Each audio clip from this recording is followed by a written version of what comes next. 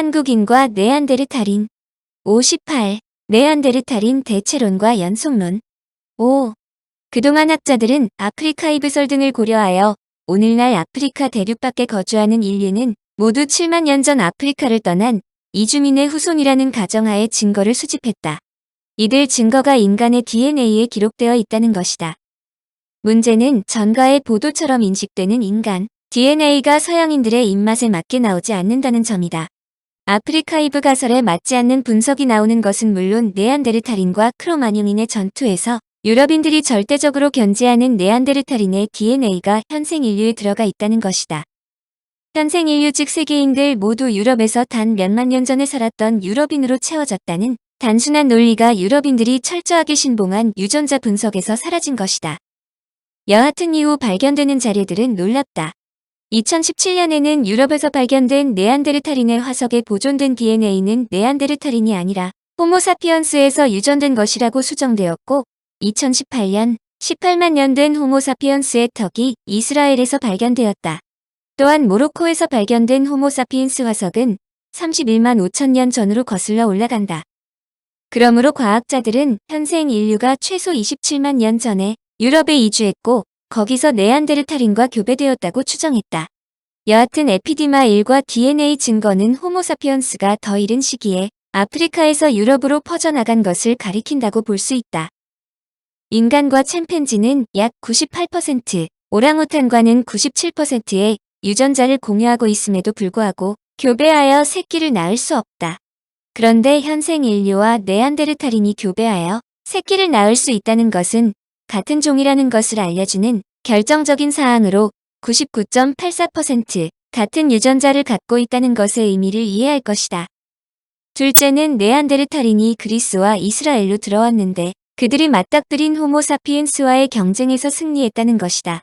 학자들은 유럽에서 유사하게 오래된 인간 화석이 발견되지 않는 점을 감안하면 에피디마일이 그리스로 건너왔지만 이미 거주하는 네안데르탈인과 경쟁할 수 없는 인구에 속해 패배했다는 것이다. 이는 이들 두 종이 서로 대체하는 상황이 계속되었을 것을 의미하는데 기간과 지역은 어떠하든 네안데르탈인이 호모사피엔스에 승리했다는 것은 충격이지 않을 수 없다. 여하튼 추후에 아프리카에서 온 현생 인류가 번성할 수 있었던 것은 더 우수한 도구를 가지고 나왔기 때문이라는 지적도 있다. 지정학적으로 그리스는 이 같은 가설을 테스트할 수 있는 좋은 지역으로 설명된다. 남동 유럽은 유럽 대륙 대부분을 빙하가 뒤덮은 빙하 시대의 피난처였을 뿐 아니라 다양한 종의 인류가 유럽으로 넘어오는 회랑이었기 때문이다. 고인류에 대해 첩첩산 중의 문제들이 유전자 분석으로 계속 등장하고 있다는 것을 단적으로 보여준다. 그러나 학자들이 이들 문제를 슬기롭게 풀어갈 것으로 생각된다. 단지 시간이 얼마나 필요한가는 어느 누구도 알지 못함은 물론이다. 충격적인 연구 결과. 근래에 눈부신 유전자 분석에 의한 고인류에 대한 연구는 거의 모든 정보가 거꾸로 바뀌었다 해도 과언이 아니다. 옥스퍼드 대학교의 라르손 박사는 인간과 네안데르탈인은 북극곰과 불곰보다 공통점이 더 많다고 주장했을 정도다. 다소 비유가 어색하지만 호모사피언스와 네안데르탈인, 데니소바인은 유전적으로 북극곰과 불곰보다 더 가까웠기 때문에 곰과 마찬가지로 건강하고 비옥한 혼혈을 쉽게 생산할 수 있었다는 것이다. 그는 다음과 같이 말했다. 세계를 별개의 상자로 분류하려는 학자들은 종을 완전히 별개의 단위로 생각하려 한다. 생물학은 이러한 엄격한 정의에 관심이 없으며 진화적으로 멀리 떨어져 있는 많은 종들도 항상 유전자를 교환한다는데 인식을 같이 한다.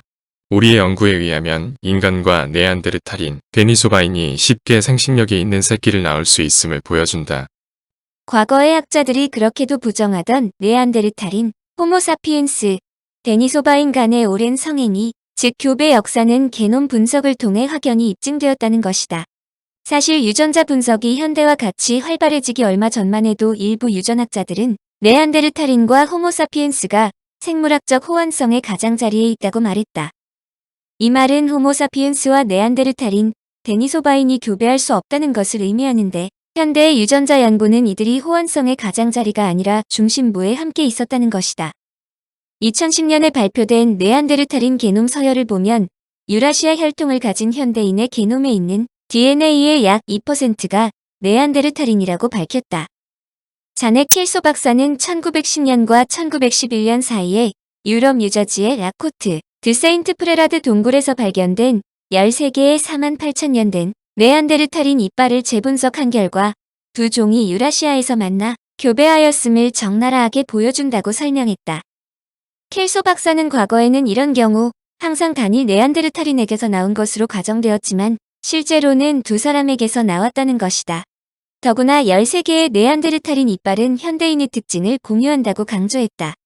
한마디로 네안데르탈인과 호모사피엔스가 공유된 조상을 가졌다는 뜻이다.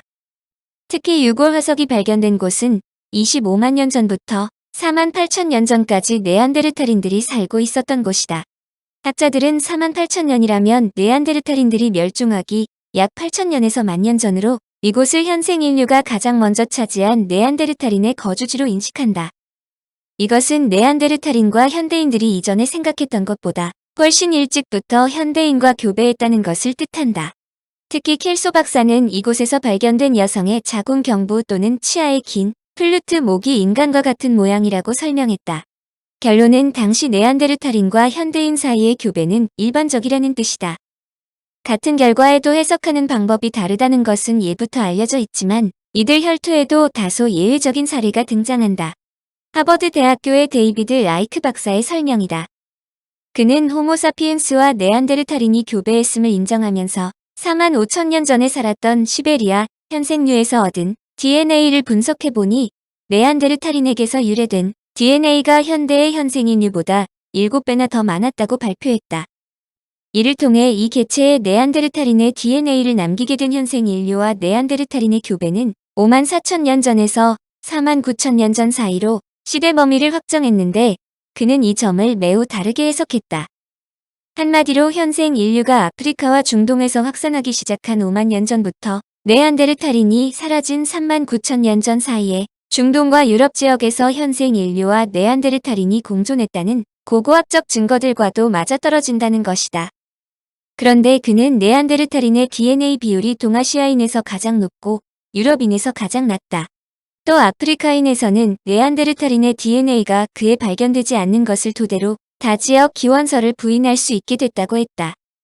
그는 현생 인류에게 네안데르탈인의 DNA가 남아있다는 것은 약 5만 년 전 아프리카를 벗어난 호모사피엔스 집단이 중동과 유럽에서 네안데르탈인과 교배하면서 아시아를 비롯한 전 세계로 퍼져나갔음을 보여준다는 것이다.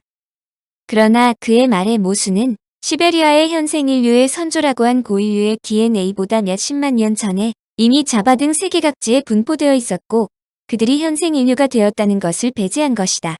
더구나 이미 고인류학계의 원자폭탄보다 더 위력이 큰 수소폭탄이 터졌다는 것을 알고도 이런 주장을 했다는 것이다. 이 문제는 아직도 편향된 시각을 갖고 있는 학자들이 있다는 것을 알려주는데 아주 좋은 말로 고인류에 대한 설명을 단편적으로 자기 말만 하고 싶은 사람들이 아직도 존재한다는 것을 뜻한다. 이를 보아도 고인류에 대해서는 수많은 자료를 분석하여 편향된 시각이 아니라 객관적인 면에서 바라볼 수 있는 시각을 갖는 것은 매우 중요하다는 뜻이다.